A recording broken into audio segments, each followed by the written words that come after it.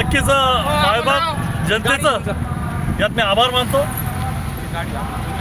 भारताचे नेते माजी केंद्रीय मंत्री रावसाहेब पाटील दानवे साहेब, माजी मंत्री लोकनेते आमदार बबनराव लोणीकर साहेब, माननीय कैलाससाहेब गोरंट्याल साहेब, महानगराचे आमचे अध्यक्ष भास्करराव दानवे साहेब, राहुलभाई लोणीकर साहेब यांनी जो विश्वास माझ्यावर ठेवला होता आणि तो विश्वास मी खरा दर्शवला आणि भारतीय जनता पक्षानं मोठ्या मताधिक्यानं ही जागा निवडून आणलेली आहे. मी सर्व नेत्यांचं, मायबाप जनतेचं मनपूर्वक आभार व्यक्त करतो, धन्यवाद व्यक्त करतो.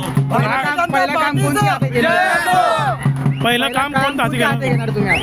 आता आमच्या इथं असणाऱ्या काही समस्या म्हणजे रस्त्याच्या असतील, मुख्य समस्या ज्या ठिकाणी रस्ते नाही आहेत, पाण्याची समस्या आहे, पाणी पुरवठ्याची समस्या आहे, त्यानंतर विजेचा संदर्भात समस्या आहे, CCTV लावण्याच्या संदर्भातला विषय आहे.